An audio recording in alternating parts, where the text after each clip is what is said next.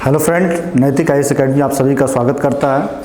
आज हम लोग परीक्षा संबंधी महत्वपूर्ण क्वेश्चनों को देखते हैं। आइए।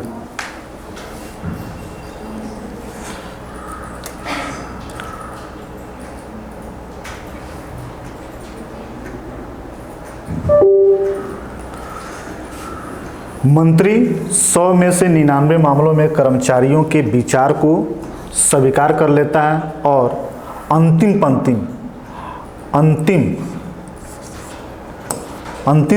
पंक्ति पर हस्ताक्षर कर देता है। यह कथन किसका है? यह स्टेटमेंट है, इसको याद करने से संबंधित है। इसका आंसर होगा रैमजे म्योर। ब्रिटेन के संविधान से संबंधित है कि जो मंत्री होते हैं ज़्यादातर जो है वह हस्ताक्षर का ही काम करते हैं, वर्क नहीं करते हैं। ठीक है, तो ये बात जो कहा रैमजे म्योर ने कहा। अगला प्रश्न,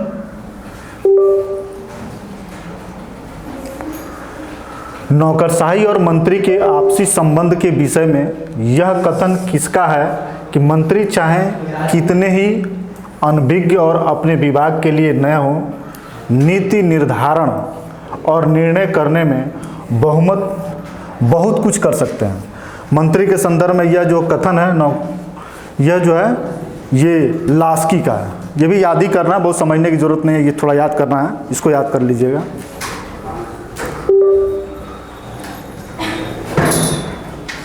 ब्रिटेन की नागरिक सेवाओं में प्रवेश के लिए प्रतियोगिता परीक्षाओं का प्रारंभ कब किया गया?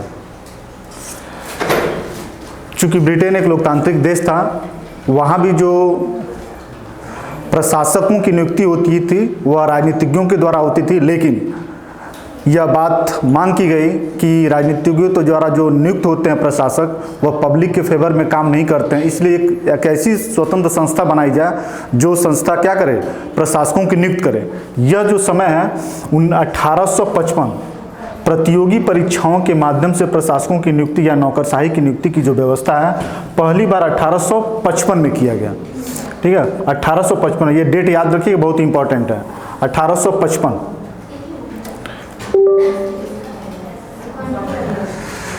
निम्न में से कौन सी बात संसद की प्रभुसत्ता पर एक सीमा है? ये सारे क्वेश्चन ब्रिटेन के संविधान से ही है। ठीक है, ध्यान में रखिएगा, ये ब्रिटेन के संविधान से ही है। कहीं ब्रिटेन नहीं लिखा होगा, लेकिन हम लोग ब्रिटेन के संविधान से 20 क्वेश्चन को पढ़ रहे हैं। तो निम्न में से कौन सी बात संसद की संप्रभुता पर एक सीमा है? संसद की, हमें पता है कि जो ब्रिटेन की संसद है वह संप्रभु है, उस पर किसी प्रकार की कोई प्रतिबंध नहीं है। लेकिन एक ऐसी व्यवस्था है जहां संसद पे वो क्या करती है, एक प्रकार की सीमा लगाती है। वह क्या है? तो लचीला संविधान है नहीं, इसके कारण जो है संप्रभुता पे सीमा नहीं लगता है। एकात्मक शासन व्यवस्था, इसके कारण भी नहीं लगता है। न्यायिक पुनर्विलोकन की व्यवस्था का अभाव, इसके कारण भी नहीं लगता है। जो जनमत है, जनमत ही संसद की संप्रभुता पे क्या लगाती है, एक प्रकार की सीमा लगाती है। जनमत है क्या? कोई भी देश जहाँ लोकतांत्रिक शासन व्यवस्था अपनाया गया है वहाँ जनता शासन में भागीदार भले नहीं होती है, लेकिन वो जो जनता होती है वह सत्ता को परिवर्तन करने में महत्वपूर्ण भूमिका निभाती है। और इस महत्वपूर्ण भूमिका में जो जनता का मत होता है, जनता का जो विचार होता है, वही जनमत होता है। तो जनमत के खिलाफ संसद कभी जाती नहीं है।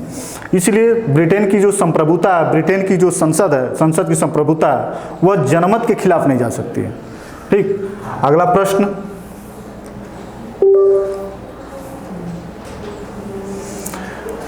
वर्तमान समय में लॉर्ड सभा की सदस्यों की संख्या कितनी है? वर्तमान समय में लॉर्ड सभा की सदस्यों की संख्या जो है ये है 707। लॉर्ड सभा की सदस्यों की संख्या निश्चित नहीं है, समय के अनुसार इसमें परिवर्तन होते रहते हैं।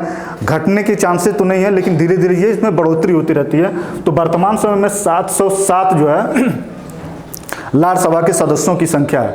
लॉर्ड सभा क्या है? ब्रिटेन 2 सदनीय सदन वाली संसदीय व्यवस्था है, जिसमें लॉर्ड सभा उच्च और प्रथम है, और जो कॉमन सभा है वह निम्न और द्वितीय है। ठीक है, तो जो ये लॉर्ड सभा है, ये लॉर्ड सभा उच्च सदन है, इसमें कितने सदस्य हैं? तो 707।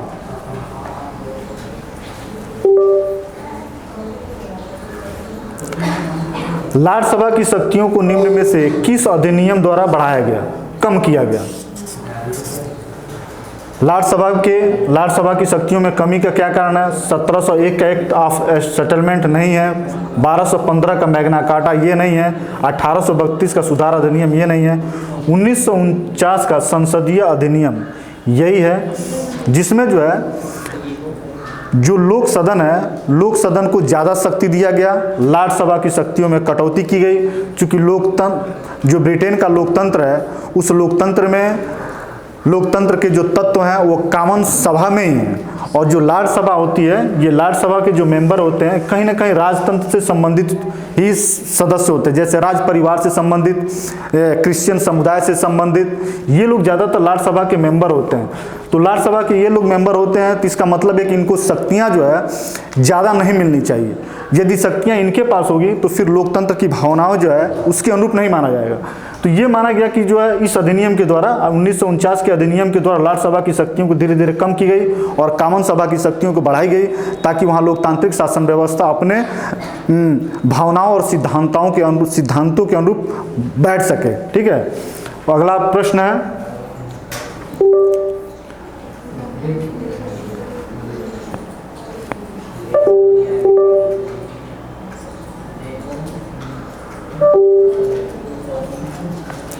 ब्रिटिश लोक सदन के सदस्यों की संख्या है।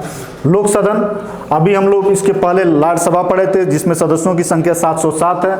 लोक सदन इसी को कहा जाता है कॉमन सभा भी, कॉमन सभा भी कहा जाता है। तो इसमें सदस्यों की संख्या कितनी है? तो इसमें सदस्यों की संख्या वर्तमान समय में 646 है। कॉमन सभा में सदस्यों की संख्या 646 है।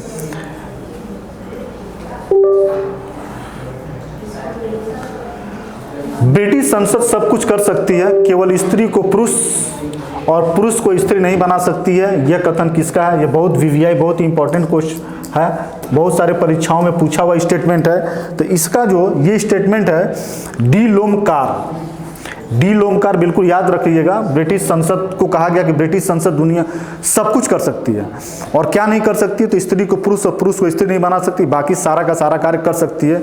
यह कथन इस बात को प्रदर्शित करता है कि जो ब्रिटिश संसद है काफ़ी संप्रभु है, काफ़ी शक्तिशाली है। वह जो है सरकार से भी ज़्यादा शक्तिशाली है, या सरकार के जो तीनों अंग है, कार्यपालिका, विधायिका, न्यायपालिका, उनमें सबसे महत्वपूर्ण शक्ति किसके पास है? ब्रिटिश संसद के पास है। इस कथन के द्वारा स्पष्ट होता है। अगला प्रश्न है,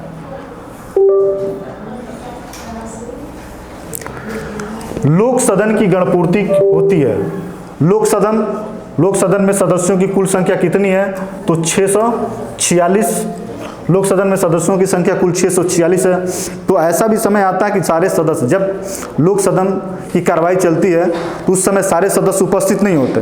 अब सारे सदस्य उपस्थित नहीं होते हैं, लेकिन लोक सदन की कार्रवाई को चलाना है, तो उसकी एक न्यूनतम संख्या निर्धारित की गई है। वह न्यूनतम संख्या को ही गणपूर्ति कहते हैं। यदि मान लीजिए कि लोक सदन की कार्रवाई चल रही है, उसमें 40 सदस्य उपस्थित हैं, तो माना जाएगा कि उसकी गणपूर्ति है और सदन की कार्रवाई चलती रहेगी। यदि 40 सदस्यों से संख्या कम है तो सदन की कार्रवाई को स्थगित करना पड़ता है। तो इसे ही गणपूर्ति कहते हैं। सदन की कार्रवाई को संचालित करने के लिए जो न्यूनतम संख्या चाहिए सांसदों की, वह है 40। यदि भारत के संदर्भ में देखा जाए तो 545 टोटल सदस्यों को 1/10 सदस्य जो है गणपूर्ति के लिए आवश्यक होता है लोकसभा के संचालन के लिए। ठीक है, अगला जो प्रश्न है,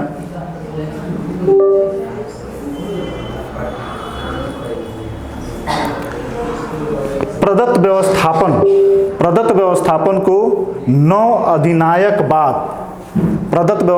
9 अधिनायक बाद कहकर किसने पुकारा? प्रदत्त व्यवस्थापन अभी समझा जाएगा, फिर 9 अधिनायक बाद क्या, इसको भी समझा जाएगा। लेकिन पहले ये समझ लिया जाए इस कथन को किसने कहा कि प्रदत्त व्यवस्थापन क्या है, 9 अधिनायक बाद है। इस कथन को कहा था लॉर्ड हेवर्ट ने। लॉर्ड हेवर्ट ने कहा था कि प्रदत्त व्यवस्थापन जो है 9 अधिनायकवाद है। ये प्रदत्त व्यवस्थापन है क्या? तो प्रदत्त व्यवस्थापन का मतलब ये होता है कि जब संसद किसी अन्य कार्यों में व्यस्त हो जाती है और कानून बनाने के लिए उसके पास समय नहीं होता है, तो ऐसी स्थिति में कानून निर्माण करने की शक्ति किसी दूसरी संस्था को सौंप देती है, और वह संस्था इस प्रदत्त विधान शक्ति का जब प्रयोग करती है तो प्रदत्त विधान बनाती है। ठीक है, प्रदत्त विधान बनाती है। तो प्रदत्त विधान का कॉन्सेप्ट हमको समझ में आ गया। अब बात ये आती है कि 9 अधिनायकवाद है क्या? 9 अधिनायकवाद का मतलब ये होता है, अधिनायकवाद का मतलब ये होता है कि जो शासन की शक्तियां हैं, विशेषकर कानून निर्माण की, यदि किसी ऐसी संस्था में निर्मित हो जाए जो कानून बनाते समय अपनी इच्छाओं का प्रयोग करे, तो उसे अधिनायकवाद की श्रेणी दिया जाता है, तानाशाही की श्रेणी में रखा जाता है। अब प्रदत्त विधान, चूंकि कानून निर्माण करने की शक्ति संसद को है, इसने यह शक्ति किसी दूसरी संस्था को दे दिया। अब वह संस्था उस कानून का निर्माण अपनी इच्छाओं के अनुरूप करता है। इसलिए हेवर्ट ने कहा कि जो प्रदत्त व्यवस्थापन है यह नव अधिनायकवाद की तरह कार्य करता है, नव अधिनायकवाद है। ठीक है, तो इस स्टेटमेंट को समझे रखिए और किसने कहा है उसको याद करके रखना है।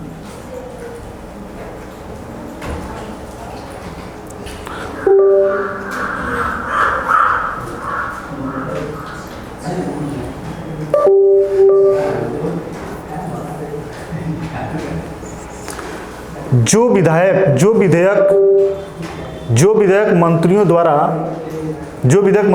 प्रस्तुत किए जाते हैं उन्हें कहते हैं, जो विधेयक मंत्रियों द्वारा प्रस्तुत किए जाते हैं उन्हें क्या कहते हैं? उन्हें कहा जाता है सरकारी विधेयक। जो विधेयक मंत्रियों द्वारा प्रस्तुत किया जाता है उसे सरकारी विधेयक कहा जाता है। और जो विधेयक मंत्रियों द्वारा नहीं बल्कि सांसदों द्वारा प्रस्तुत किया जाता है उसे निजी विधेयक कहते हैं। दो प्रकार की विधेयक होती है, एक जब मंत्री द्वारा प्रस्तुत किया जाएगा तो उसे सरकारी विधेयक की श्रेणी में रखा जाएगा, और जो विधेयक सांसदों द्वारा प्रस्तुत किया जाएगा उसे निजी विधेयक कहा जाता है। गैर सरकारी विधेयक नहीं होता है, सार्वजनिक विधेयक कुछ नहीं होता है। ठीक है, यही दो विधेयक होते हैं।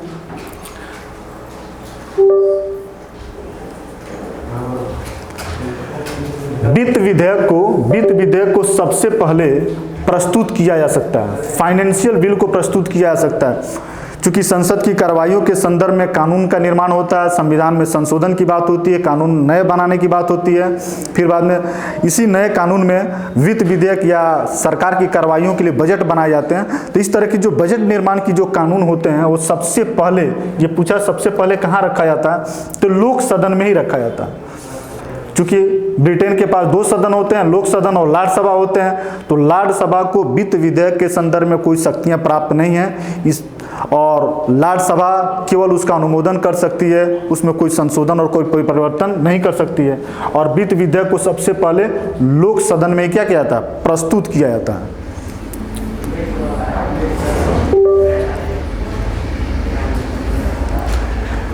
ब्रिटिश संसद की प्रभुसत्ता से संबंधित नहीं है, ब्रिटिश संसद की प्रभुसत्ता से संबंधित नहीं है। क्या संबंधित नहीं है? ऐसी कोई विधि नहीं है जो संसद न बना सकती हो, बात सही है। संसद नैतिक मान्यताओं के विरुद्ध कोई भी कानून बना सकती है, ये बात सही नहीं है। ठीक है, ये बात सही नहीं है। संसद सारे कानून तो बना सकती है, जैसे डिलोम ने कहा स्त्री को पुरुष, पुरुष को स्त्री तो नहीं बना सकता, बाकी सारा कानून बना सकता है। लेकिन इसके बावजूद भी जो वहाँ की संसद है वो नैतिक नियमों के विरुद्ध या नैतिकता के विरुद्ध कोई कानून नहीं बना सकता है। नैतिकता के विरुद्ध बनाने वाले जो कानून होते हैं वो जनमत के विरुद्ध होते हैं, और संसद की संप्रभुता पे या किसी प्रकार की संप्रभुता पे क्या है, जनमत या नैतिकता उस पर एक प्रकार का अंकुश का काम करता है। अंकुश का मतलब उस पर प्रतिबंध का कार्य करता है। तो जो ब्रिटिश संसद भले ही संप्रभु है लेकिन नैतिक नियमों, नैतिक मान्यताओं के विरुद्ध वह क्या कर सकती है, कानून का निर्माण नहीं कर सकती, बाकी सभी चीज कर सकती है। ठीक है, डिलोम ने कहा स्त्री को पुरुष, पुरुष को स्त्री तो नहीं बना सकती है, बाकी सारा काम कर सकती है। इसके अलावा संसद जो है वहाँ की नैतिक नियमों और मान्यताओं के विरुद्ध भी कोई कानून नहीं बना सकती है, बाकी सारा चीज कार्य कर सकती है।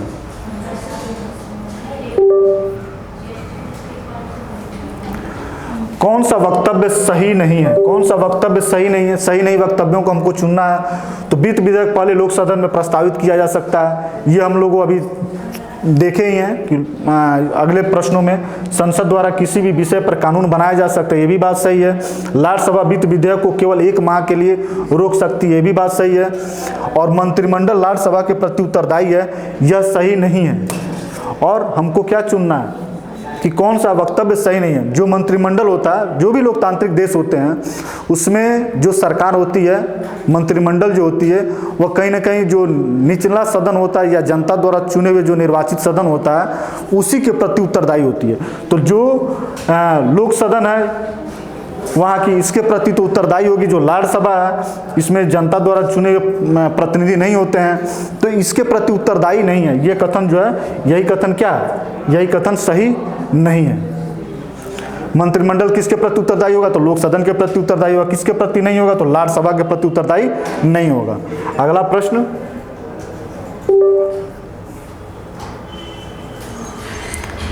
ब्रिटेन में विधि के शासन का सबसे अधिक विस्तार के साथ उल्लेख किस लेखक ने किया है? विधि के शासन, इतना बड़ा प्रश्न के पीछे नहीं जाना चाहिए। यदि ये सीधे सीधे पूछे कि ब्रिटेन में या कहीं भी विधि के शासन की व्याख्या या सबसे अच्छे तरीके से वर्णन किसने किया है, तो इसका सीधा साधा जवाब है कि डायसी ने किया है। डायसी ऐसा विचारक जो विधि के शासन के बारे में विस्तार से लिखा है, चाहे वो ब्रिटेन की शासन हो या किसी देश की लोकतांत्रिक देश की शासन हो, उसमें इसी ने लिखा है।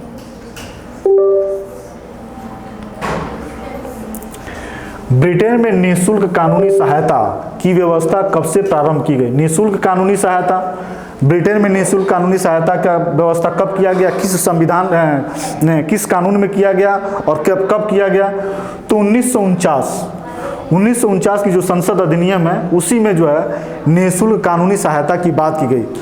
भारत में भी भारत के जो नीति निर्देशक तत्व हैं, भारतीय संविधान के नीति निर्देशक तत्व में भी जो अनुच्छेद 39 है उसमें निःशुल्क कानूनी सहायता की बात की गई है।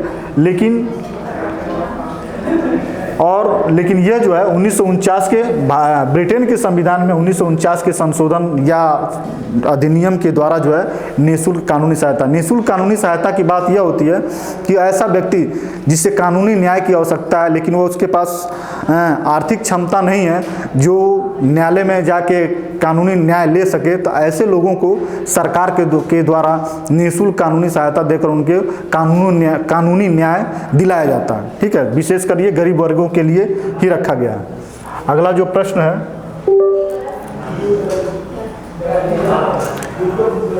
ब्रिटिश न्याय व्यवस्था की एक प्रमुख विशेषता है। ब्रिटिश न्याय व्यवस्था की एक प्रमुख विशेषता क्या है? तो जूरी प्रथा। ठीक है, जूरी प्रथा के द्वारा जो है ब्रिटिश न्याय व्यवस्था की एक विशेषता है।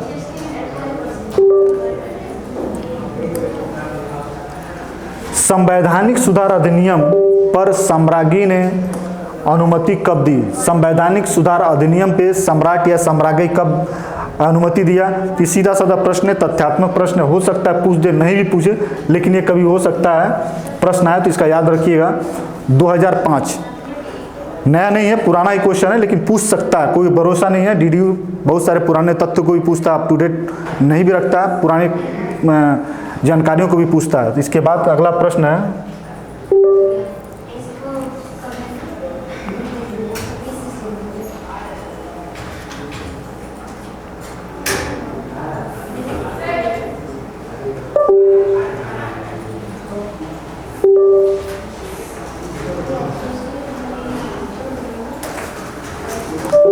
लॉर्ड चीफ जस्टिस की नियुक्ति किसके द्वारा की जाती है? लॉर्ड चीफ जस्टिस की नियुक्ति किसके द्वारा की जाती है? तो लॉर्ड चीफ जस्टिस की नियुक्ति जो है सम्राज्ञी द्वारा की जाती है। लॉर्ड चीफ जस्टिस होता कौन है? लॉर्ड चीफ जस्टिस चूंकि ब्रिटेन में जो न्यायपालिका है उसको न्यायिक पुनर्विलोकन की शक्ति नहीं प्राप्त है। ऐसी स्थिति में संसद द्वारा बनाई गई कानूनों की समीक्षा करने के लिए राज्यसभा की जो एक समिति होती है उसी के द्वारा किया जाता है, और उसी समय उस कानून की समीक्षा के लिए जो समिति बनती है और जो उसके अध्यक्ष बनते हैं उसको लॉर्ड चीफ जस्टिस कहते हैं। इस लॉर्ड चीफ जस्टिस की नियुक्ति जो है सम्राज्ञी के द्वारा या सम्राट के द्वारा किया जाता है, जो संसद द्वारा बनाई गई कानूनों की क्या करते हैं? समीक्षा करते हैं।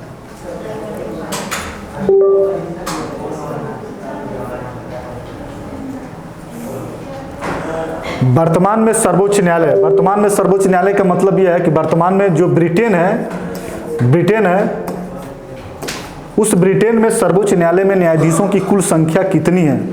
तो वर्तमान में ब्रिटेन में कुल न्यायाधीशों की संख्या 12।